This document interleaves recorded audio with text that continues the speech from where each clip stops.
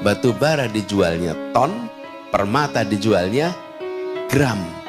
Sekarang pertanyaannya, kenapa beda sekali? Padahal materialnya sama, unsur pembentuknya sama, dari dalam tanah di tempat yang sama. Yang satu jadi permata, yang satu jadi batu bara. Ternyata setelah dilihat, nih materi yang sama nih, tanah yang sama dari dalam bumi.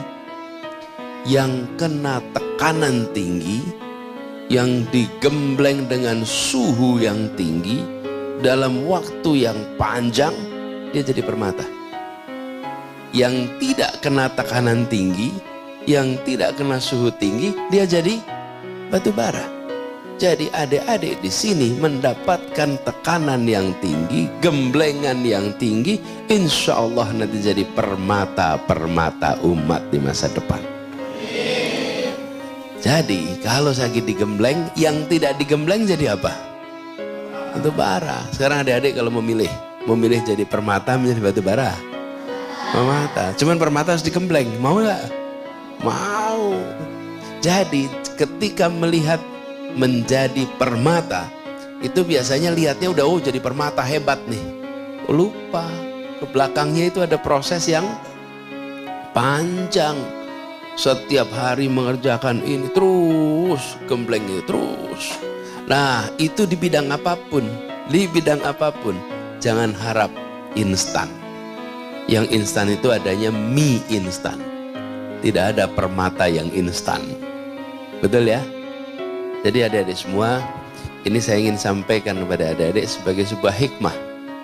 Adik-adik sedang berada di sini, belajar, di sini mengaji jauh dari orang tua. Betul kan? Jauh dari orang tua, jauh dari adik, jauh dari kakak. Pada saat yang sama mungkin adik-adik menjalani, ini terasa seperti berat. Insya Allah tidak berat. Dan siapkan bahwa ini bagian dari pembelajaran. Mudah-mudahan nanti adik-adik menjadi permata-permata bagi umat nantinya. Insya Allah. Jangan ambil yang ringan. Kalau adik-adik mau mendapatkan sebuah keberhasilan, harus bersiap untuk jalan yang mendaki. Saya sering bilang ini Ustadz sama anak-anak. Kita ini dalam perjalanan tidak tahu jalan kita ini kemana. Jadi saya ingat zaman dulu suka naik gunung Ustadz. SMA, kuliah. Itu kalau kita pendakian, berangkatnya habis maghrib, habis isya. Terus baru mulai naik ke atas. Supaya sampai di puncak sekitar subuh. Itu kalau sudah jalan, gelap. Nggak bisa lihat. Terus bagaimana menentukan jalan naik ke atas atau bukan? Waktu sampai ke puncak atau tidak? Gampang. Kalau jalan yang kita lewati rata, terus ini tidak ke puncak.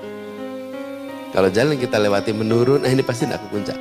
Tapi kalau yang kita lewati walaupun gelap tapi naik, ini pasti ke puncak. Pasti ke puncak. Jalani aja, pilih jalan yang mendaki sampai ke puncak. Tapi kalau pilih jalannya yang rata, tidak kemana-mana. Nah, jalan yang nyaman itu jalannya rata dan menurun. Jalan yang mendaki itu pasti berat. Tapi itu akan mengantarkan kepada puncak-puncak baru dalam perjalanan hidup adik-adik semua. Insya Allah itu aja pesan buat adik-adik semua. Mudah-mudahan yang sederhana ini bisa memberikan manfaat. Sekali lagi Ustaz Somad, terima kasih atas kesempatan untuk bisa bersilaturahmi bersama semua di sini. Semoga ini membawa keberkahan bagi kita semua.